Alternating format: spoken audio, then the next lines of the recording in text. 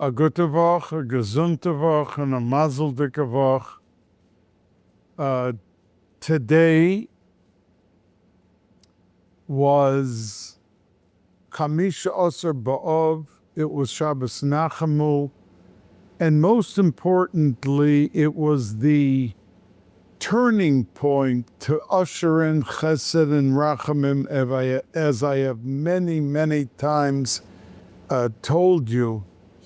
You know, the comments that I get on YouTube or on Torah Anytime or on Kol Aloshon, it's a few comments, but the multitude of comments are on my voicemail or on my actual telephone, my cell telephone. And I am very humbled that, Baruch Hashem, so many of you have expressed delight and happiness with the Divrei Torah. Last week, I must have gotten 80 or 90 comments just on the thought of going to the Bais HaChaim on Tisha B'Av after the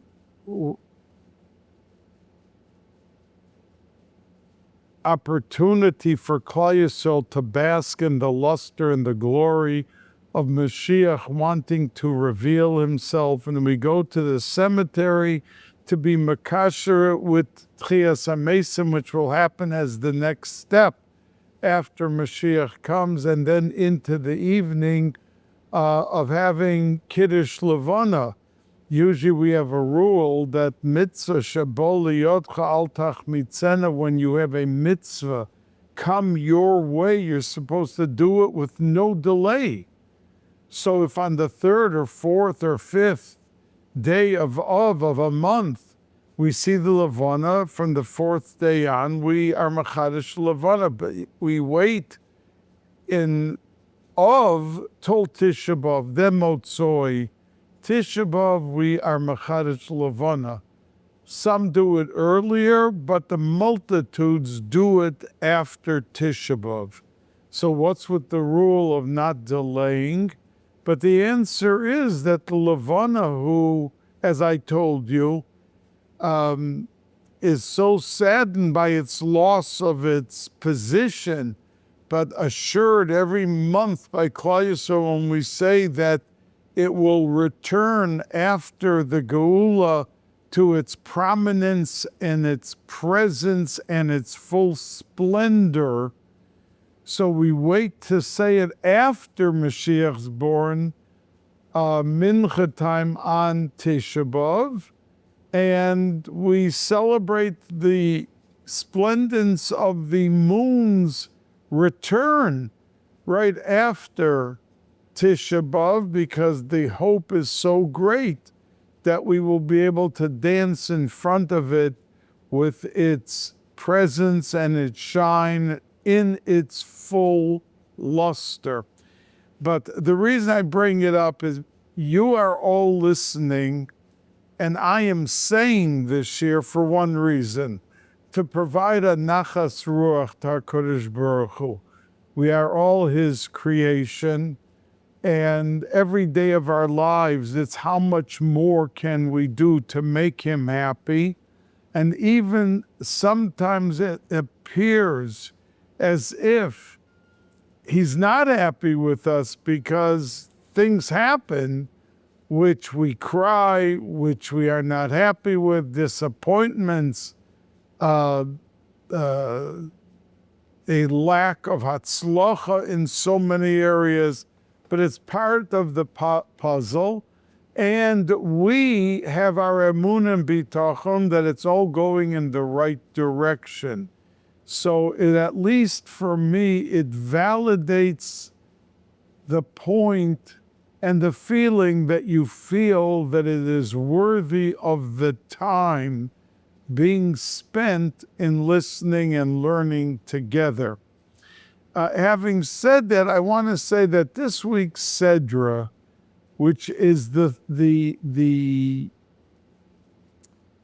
second parsha of the Shiva de Nechemta, you know there are 7 weeks of consolation, And Parshas Ekev is the second of those 7 parshios, which bring us up really to Rosh Hashanah, which is in around 45 or 46 days.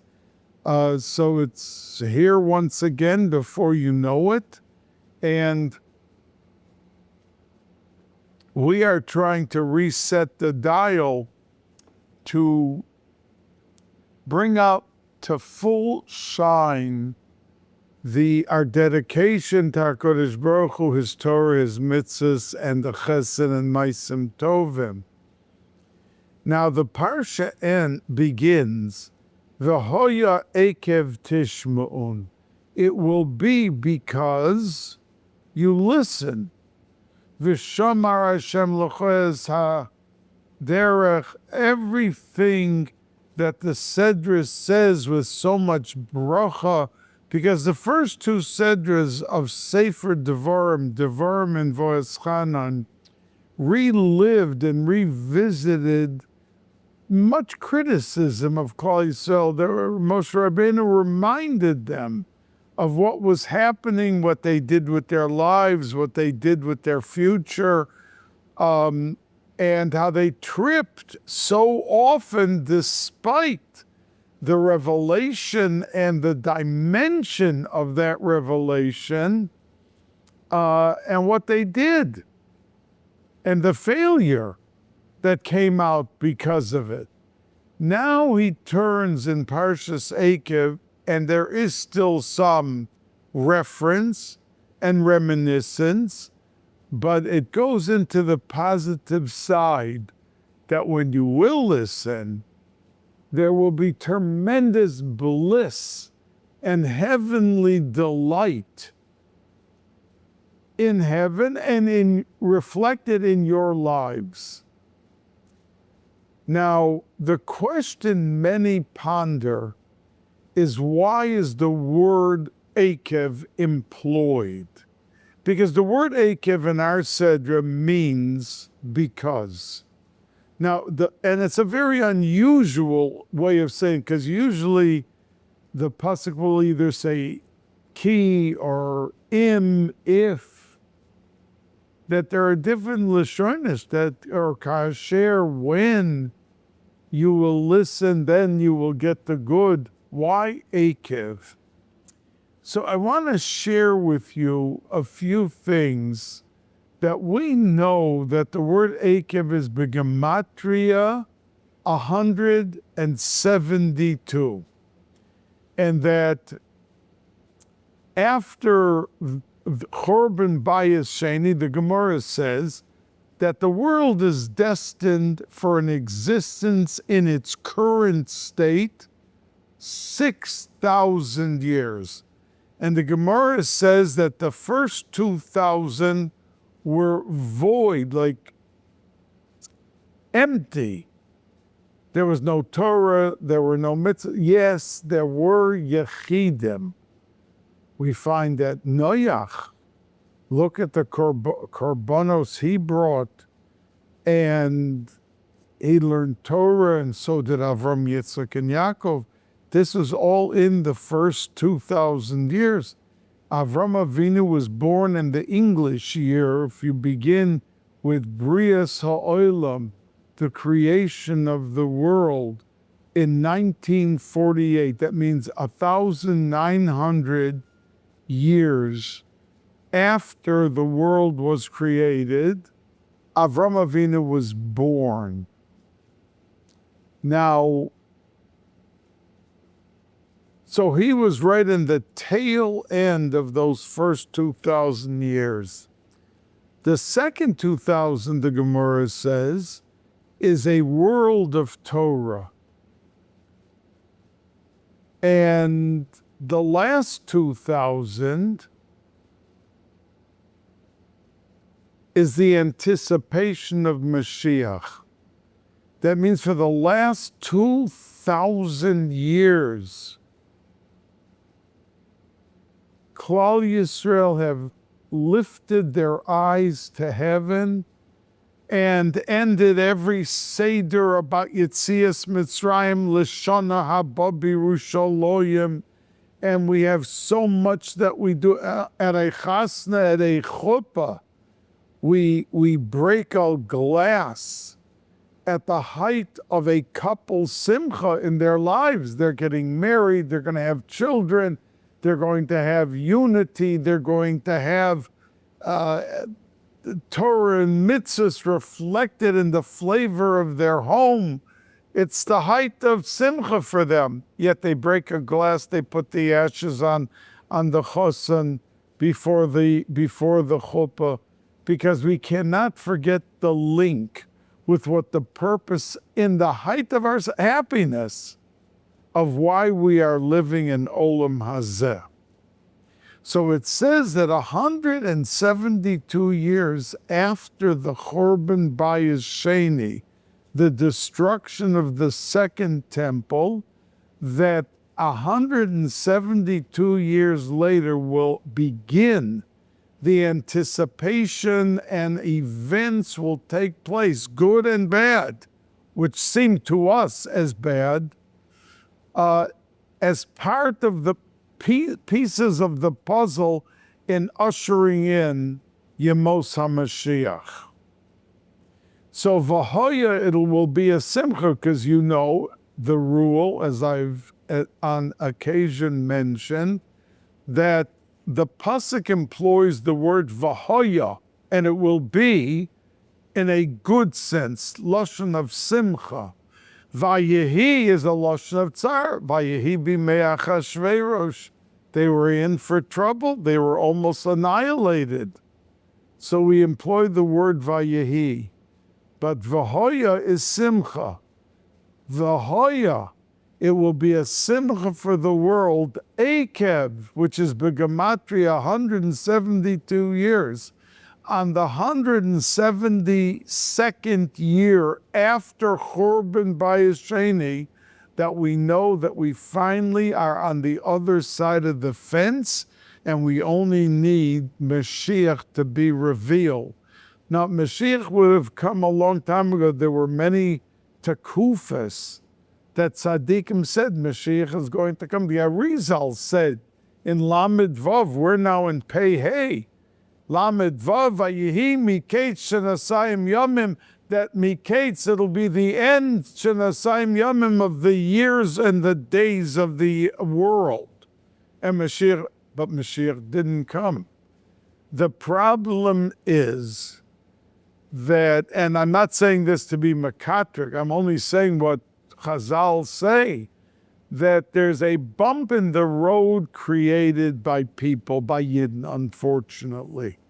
We hope that there's so many mitzvahs and ma'asim tovim that even if there's a bump in the road that comes, we can glide over it, because we can rely and hope that our other minutes and hours and days, weeks, months, and years add up to enough schusim to override the problem.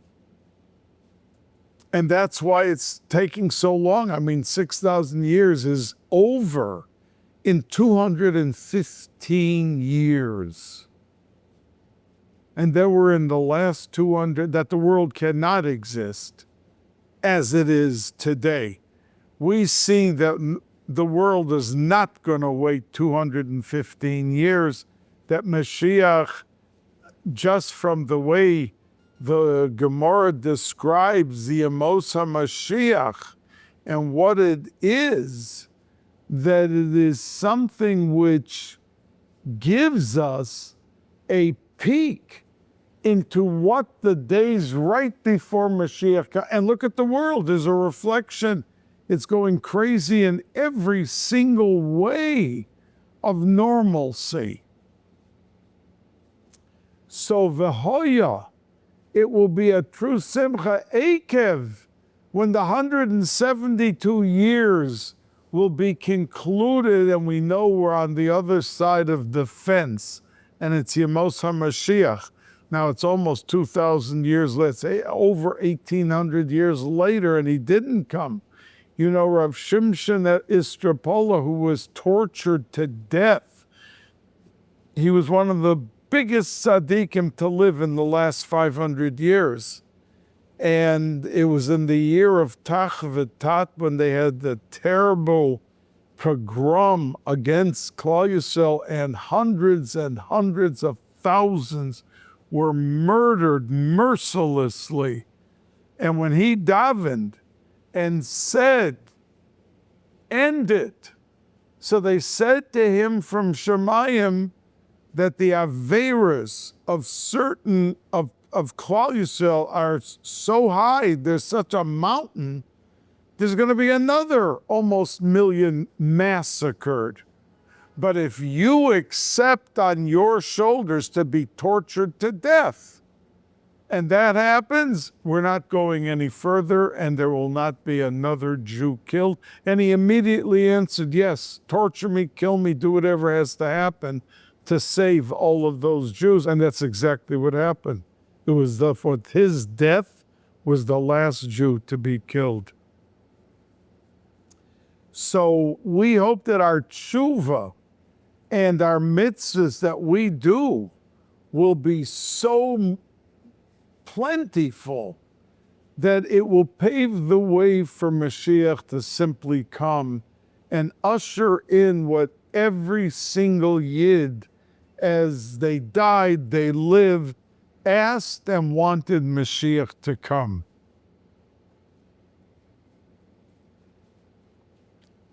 So that's the Ekev. That's the answer why we didn't say a different word, ki or im or kasher, because we want to be meramez that it's those 172 years we are waiting for. Now we know that in the Aseres HaDibros, there are 172 words.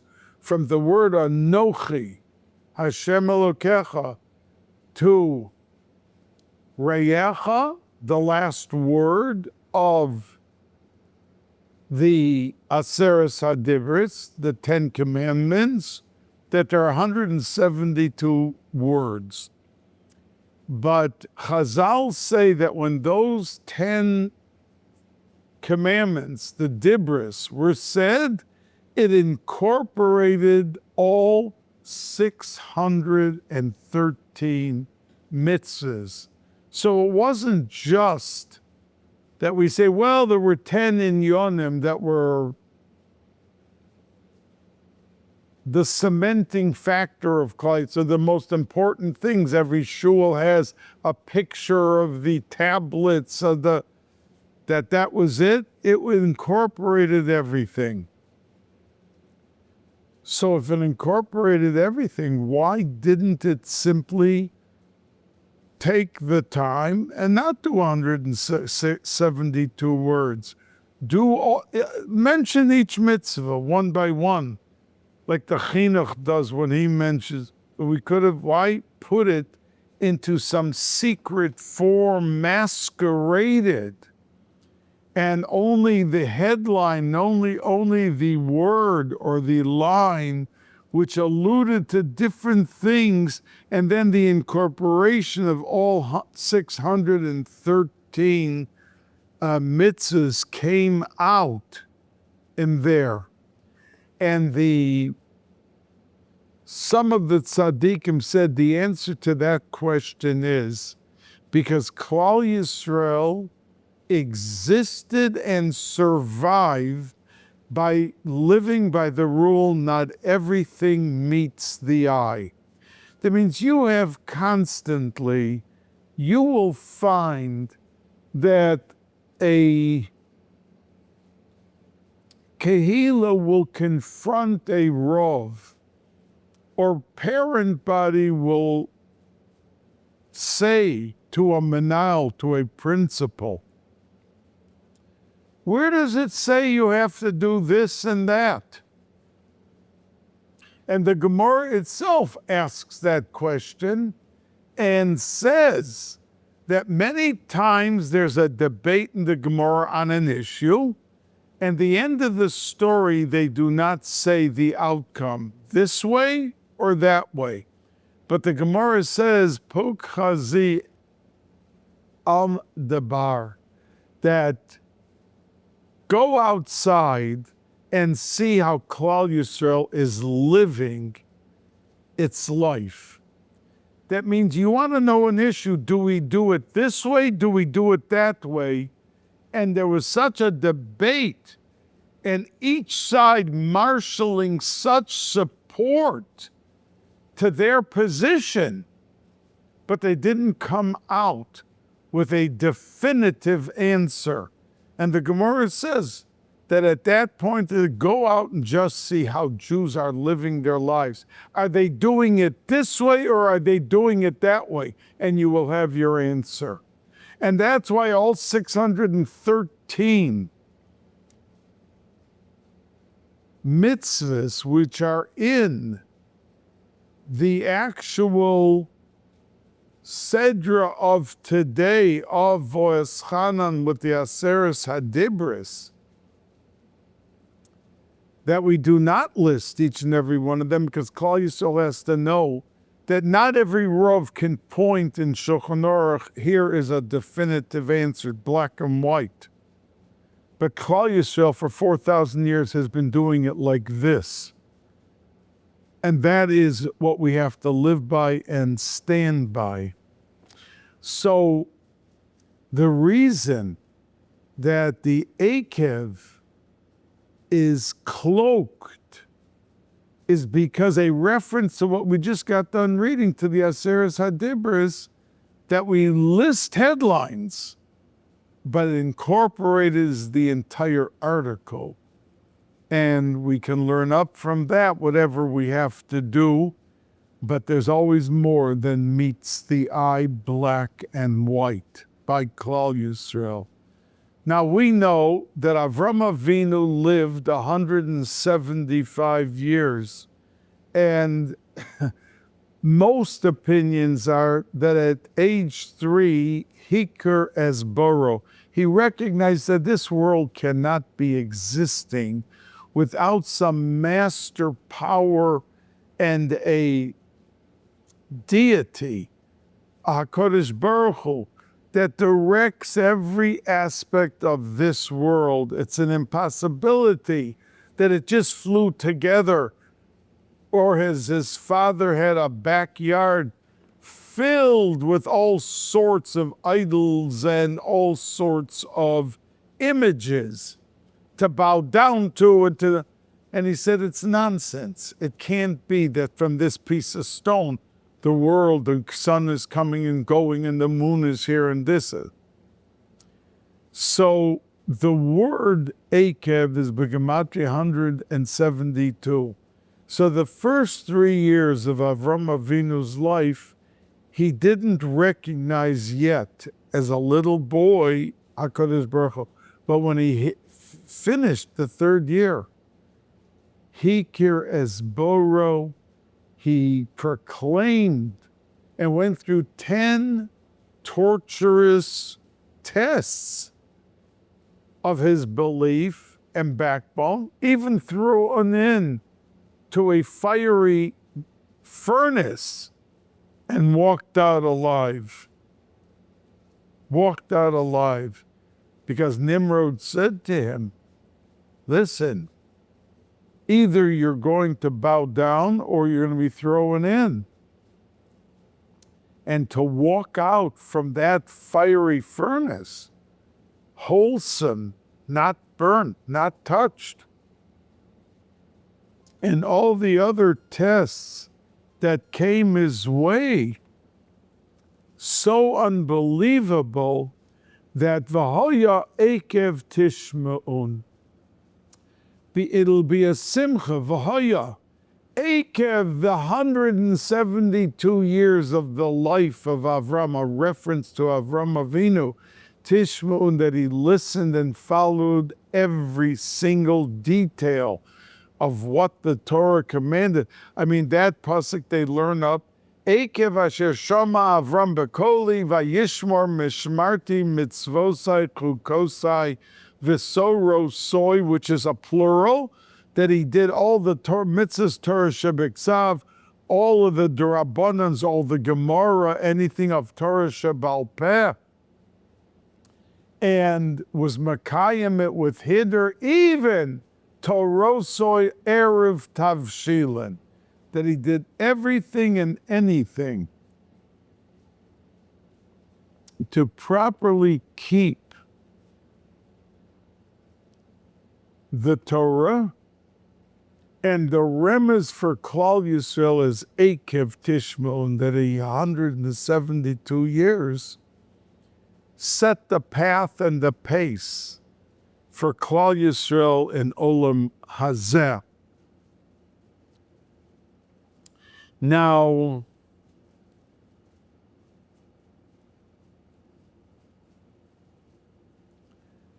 another taich is V'hoya Ekev. The word Ekev here means because, but Ekev also means heal. That it'll be a simcha for HaKadosh Baruch Hu.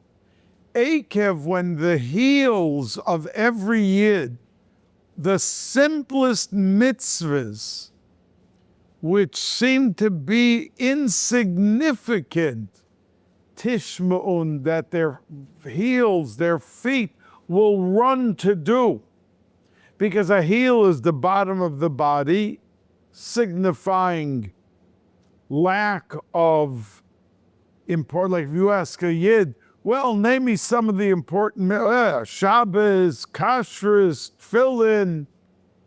But if you say to somebody, how about saying hello and uplifting the spirits of someone? Yeah, if I have the time, I could take the minute to stop. How are you? What's doing? But what about the schus of the chesed, to truly acknowledge and to meaningfully inquire how the person is, and that their day is now different the entire rest of the day. You have uplifted them. You have granted them a poise, a moment of quiet and peacefulness that injects into their entire attitude and mind for the rest of the day. So there are things that are meant to wake us up, because when it's said that avoida is Yitzchak Avinu, who davens like they davened in 500 years ago, with such kavana, such intent, such communication, as if they are standing in front of HaKadosh Baruch Hu and davening. Who can bring the Torah of Yaakov Avinu, who went away from his parents' house to 14 years of learning day and night and didn't sleep, go into a bed? The first place, Vayishkav b'makom hahu, when he got to Har HaMoriah. But before that, Vayishkav, he lay down and used this pillow and b'makom hahu, there, but not the 14 years before. Is there anyone in that darga of Yaakov Avinu, or even 300 years ago, the Vilna Gaon, who kept his feet in ice-cold water not to lose the minutes and sleep and lose the opportunity of pure Torah, learning it? But today, we don't have maybe the Torah and Avodah equal to that, but we do have the Chesed of Avram Avinu. So under that realm of Avram Avinu, that we have succeeded every generation. And that's why it says Mogan Avram, that the siyum of all the Doros will be the schus of what Avram Avinu stood for. So V'hoya Ekev, that it'll be a true simcha in Shamayim, when every yid will utilize and uplift the simplest of the simple with his koyach, with his attitude, with his grace, with his graciousness in how he deals in his daily avodah and encountering people. Now, the actual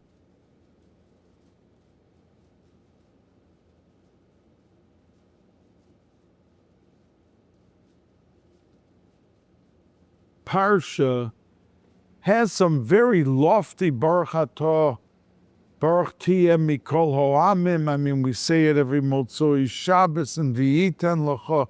I mean, some very auspicious and strong psukim of bracha. But then we come to a pasuk that says, Vaya'ancha, Hashem afflicted you, made pain. Vayarivecha, and you were very hungry. And then Vayachilcha es hamon, he fed you the mon, the miraculous food from heaven. And on these words, so first the Medrash asks, why do you have to, if you want to talk about the mon, why do you have to start with two words that he afflicted you and made you have pain? And then Vayarivecha, that pain brought Vayachilcha es hamon. But the Medrash says that we learn from these words that a person has to light candles l'koved Shabbos every single Friday to usher in Shabbos.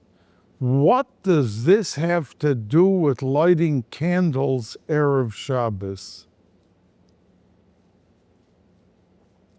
So the Chidah, now realize the Chidah was a Talmud of the Orach Chaim HaKadosh only for a little more than a year. That the Orach Chaim HaKadosh lived in Eretz Yisrael 2.5 years, and he was nifter around 262, 264 years ago. And as I've said to you, the Baal Shem Tov wanted to meet him so that Mashiach could come. I mean, he could realize who this Orach Chaim HaKadosh was. And he remained forever with the title by Klal Yisrael HaKadosh. So the Chidah says on this pasuk, and by the way, the Chidah was the first person to be buried on Har Menuchos. And he was nifter 1 year after his Rebbe, and he only learned by him for like a year and a couple months. And he became the Chidah from that being with the Orach Chaim HaKadosh.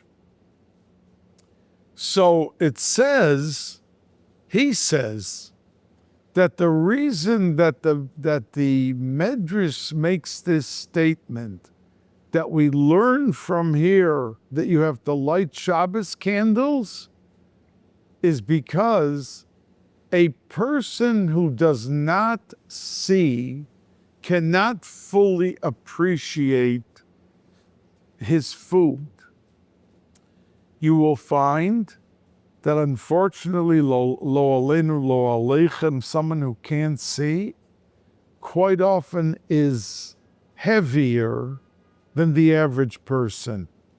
Because to totally, and this the Gemara says, enjoy and feel filled and satiated with your food, you have to see what you're eating. If someone blindfolds himself and eats, he doesn't have, even if it's cooked the way and baked the way, no matter how good the food may be, but there's something lacking in the appreciation of the actual food because he doesn't see it. So when the pasuk talks about Oneg Shabbos v'karasa, Oneg la Shabbos, and that means a big part of it is talking about the foods that we eat on Shabbos, that a person is supposed to enjoy the food. Yom Tov goes even a step further, Be'inin nami lochem shavuot, but every Shabbos, v'karasa oneg la Shabbos, and part of that is the eating. Now, if a person was in a house and there were no candles, and don't forget, 500 years ago, 800 years ago, 1,000, 200, there was no electricity. So it was the candles that provided them with the light that they needed in their homes. And if someone had Shabbos and had no candles, so there would be a lacking in the oneg la Shabbos, because he wouldn't see the food. He may eat the delicious food and taste every bit of the duck or the lemon meringue pie or whatever it is, no matter how delicious. But there was something lacking in oneg Shabbos because he did not see the food. So therefore, on the pasuk, Vaya'ancha vayarivecha, that talks about the affliction that the people had, and then they got the mon, but they didn't see the food. That means if they wanted it to taste like duck, they didn't see the duck, but it tasted like duck because it tasted however you want it. So that was the Vayancha Vayarivecha. And the Medrash is coming and telling you how to enhance that which you are enjoying as you eat, that you have to have light. And we have to light the Shabbos candles as part of the reason that each and every household should produce the atmosphere and saturate the atmosphere and the walls of the house with the delicious delicacies that we provide at home through the toil and baking and cooking and buying and looking for the best foods and enhancing everything that we could do when it comes to a Suda of Shabbos. Don't forget our shulchanos, as I have mentioned to you, are considered each and every shulchan as a mizbeach.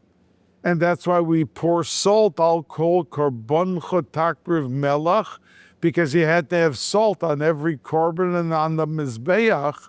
And that is our table that we are having a replica of providing the oineg la Shabbos and the oineg takodesh Baruch Hu through the sudos that we have by fulfilling and uplifting each and every food to its original destination. When Rebbes and Tzaddikim had a tish, the people were there not just to watch the Rebbe, but to see how he ate and saw his kavanah, saw his deep thought as he chewed and felt there were all the neshamas that are coming into the foods. And our zoichet, a animal or a vegetable, has to have a schus to end up being eaten by someone who knows how to uplift it to its original source and level where it belongs. So it's not just that we're sitting down and partaking in some sort of grand picnic or something on Shabbos. This is part of the avodah. Someone says, Tillim for 2 hours. We eat for 2 hours. Someone is busy davening 2 hours in the morning or 2 hours at night. He's doing it because he wants the nachas ruach to be filled in the air and atmosphere for the Kedusha Shabbos and the Oneg Shabbos. So says the Chidah that the reason that we are putting so much effort into creating the light is because we want to maximize Oneg Shabbos. And that's why it says, Vaya'ancha vayarivecha, because there was lacking in this area, because Vayachilcha is amon, and it tasted like everything you wanted, but you didn't see it. You didn't see the actual food. So there was lacking. And that helps by having candles for Shabbos lech, to bring out that aspect of seeing the food. Now, it says at the end of the Sedra, and we're going to come back to Chamishi also, and we're going to first say to you that grammatically at the end of our Sedra, there's a pasuk, Eine Hashem Elokecha Ba, that talking about Eretz Yisrael and Tzaddikim, the Lubavitcher Rebbe, you know, when they used to be asked, when the Ger Rebbe called up the Pnei Menachem, said to the whole tens of thousands of Hasidim, if they should run away in 91 out of the country, because it was imminent with this Meshugana and Roshi Yamach Shemo V'Zichro, this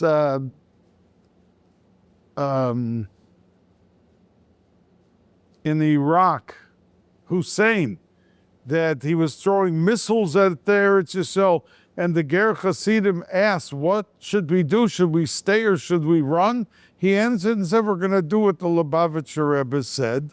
And he called and asked the Rebbe, one Rebbe to another, what should we do? He said this pasuk, Eine Hashem Elokecha Ba Mereishis Hashana V'ad Achar Shana, which is at the end of Parshas Ekev, this coming Shabbos, which says that HaKadosh Baruch Hu watches Eretz Yisrael with a very cautious, careful eye to protect it, and it's the safest place. And that's why the Ger Rebbe at that time told the Hasidim, don't go.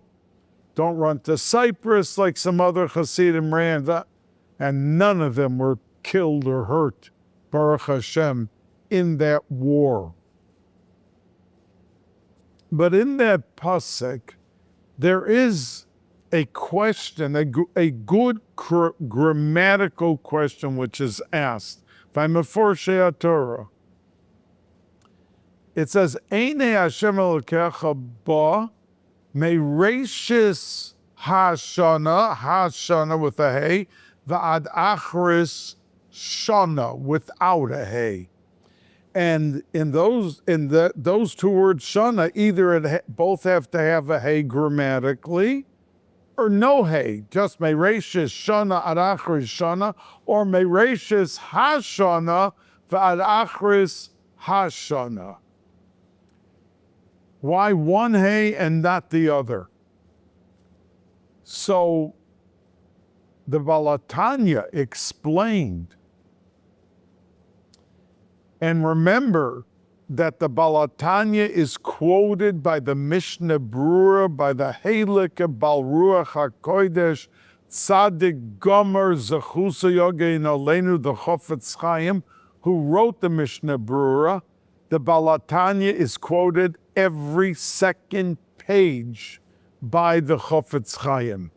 Now, the Chofetz Chaim had Ruach HaKodesh beyond question. There were tzaddikim that said that if somebody had a D-book in him, the only one in the generation that knew how to and effectively could take out that D-book was the Chofetz Chaim.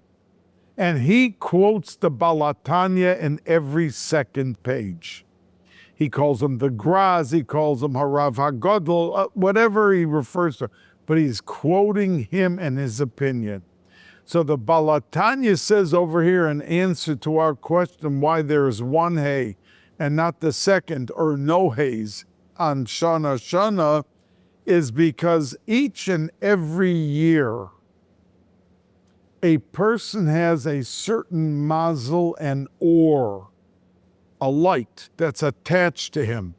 And it's from Sheshis Yemei Bereshis, from the beginning of the creation of the world, that every year there was assigned a mazel and a or. And when the year is up, that mazel and that or goes back to its original place, and it's no longer in this world.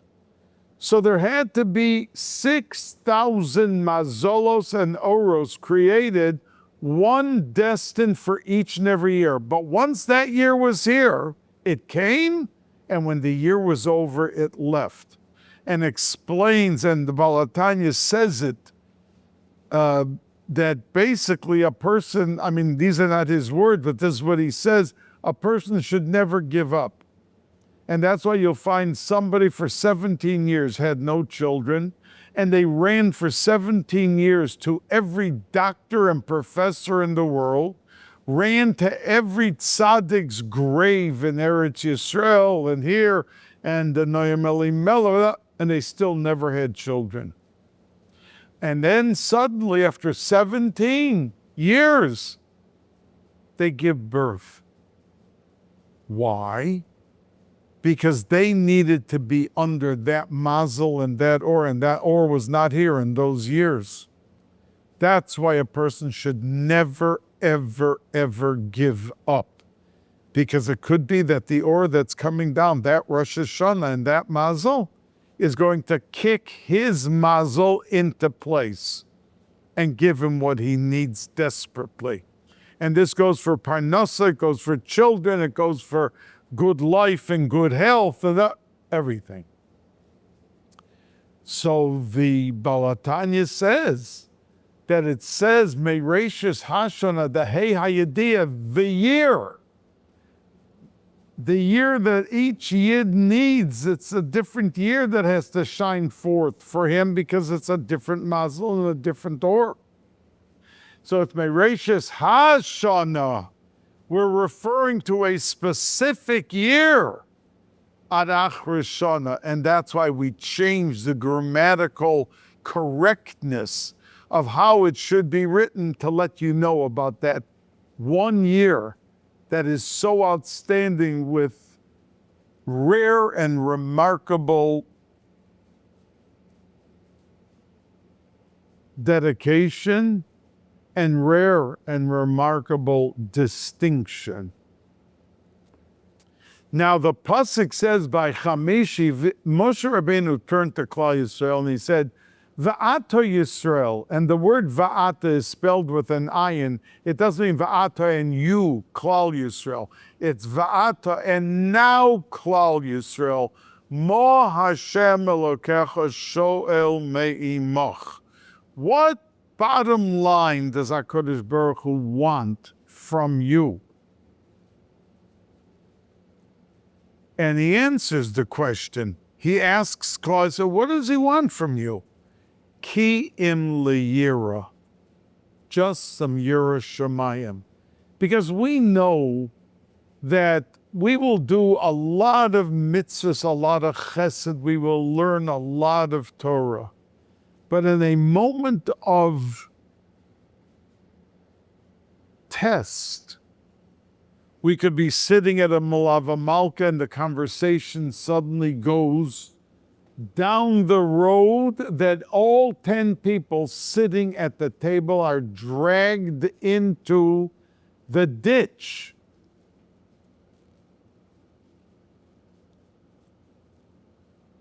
And somebody at the table could say, you know, not to be out of order, but let's change the subject and save all these people seated at the table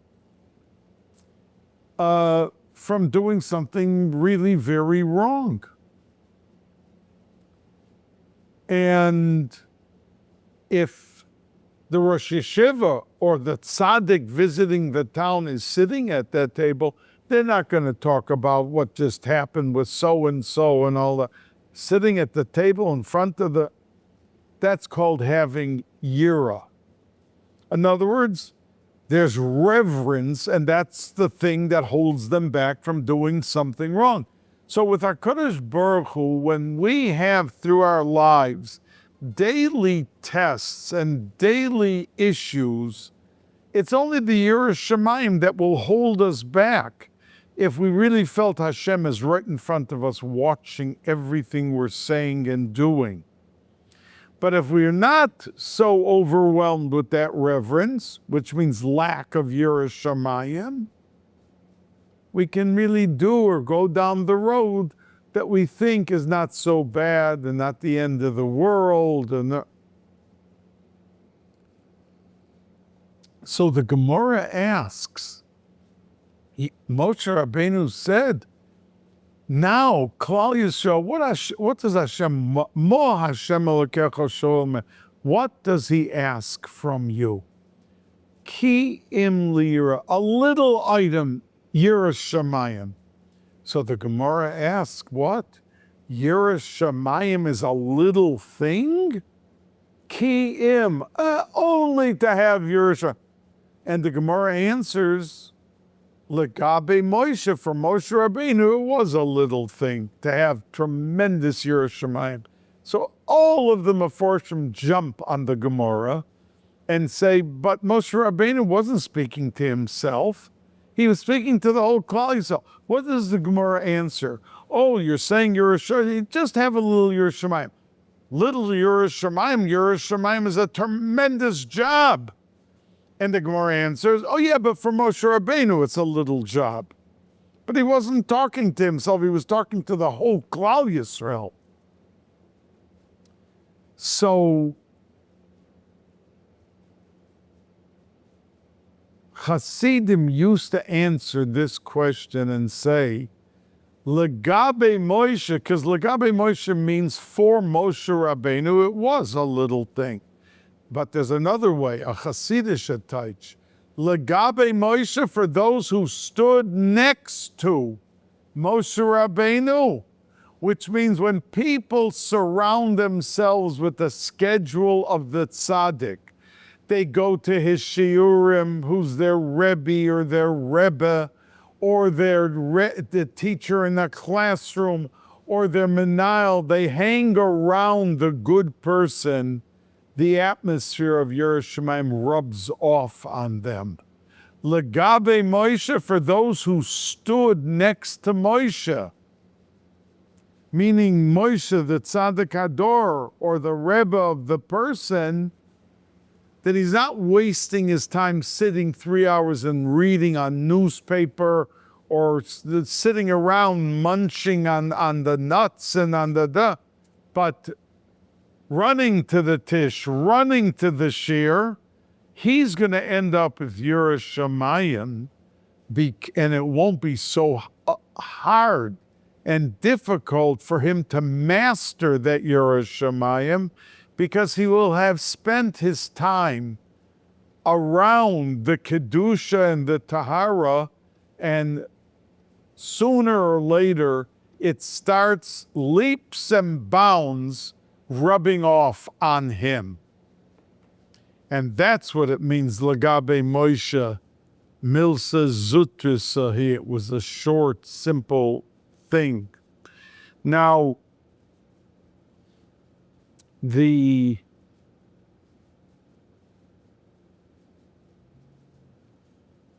find, and the Chassam Sofer talks about this, and I think the Chidah also says a Chiddush in this word. Last week in Voyas Chanan, what we read today in the morning, it had the first parsha of Shema Yisrael, and in that first parsha we first talk about Vishinantam Levanecha. We have to teach our children V'dibarta bam. We have to teach them Torah and how to live their lives. And then it talks about Ukeshartam laos al yodecha, the mitzvah of tefillin. But the second parsha of Shema, which is in our upcoming Sedra of Ekev, it first says,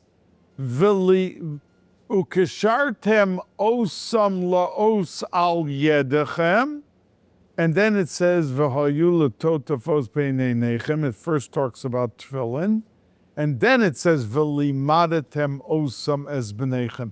So in the last week said in Voyas Chanan, it talks about teaching the Torah and then about tefillin. And in our parsha, Ekev, it talks about the tefillin and then teaching Torah, V'limadatem osam es b'nechem. So they ask, why in the first parsha is the Torah first and then the tefillin, and why the tefillin and then the Torah in the second parsha? And they say an important yesod in how we deal with our children. When a person has a 3-year-old, and a 4-year-old. He's conscious of everything he does. How is he making the bracha? Is he just zipping through, or is he forgetting to make the bracha? We focus on how he is acting and living his life. How did you say thank you? How did you help this person to open the door for him? The younger years. Then he comes to his bar mitzvah. Bar mitzvah. Now, by a bar mitzvah, we don't treat a 16-year-old, the teenage years, the same way we did when he was 5, 6, 7, 8, and 9. We feel he has a chavrusa, he has a rebbe, he has his chaverim, he's going to camp, and he's in a good learning group. So the Chazal, the Mefarshim say, when a boy is younger, we accentuate and have to drench him with Torah. And then we come to the mitzvahs of his teenage year, beginning with tefillin. But unfortunately, many times after he's bar mitzvah, we lose our constant touch to remain connected and to be able to shape and mold attitudes and the way he speaks, the edelkeit, to be able to make a marked difference when somebody is trying to sit down and can't get the chair out and he's standing right there. He's not a fool. He sees the person needs help and he runs to pull out the chair for the person. So when he becomes bar mitzvah, we have to remember v'limadata, just like when he was younger. You were busy saturating and drenching him with the Torah, attitudes, midas, and everything else.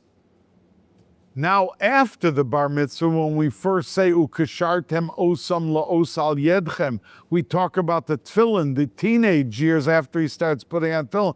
Then v'limadatem osam. That same concern when he was 5 years old. You open up your eyes and be sensitive. Who was he hanging around with? Who are his friends?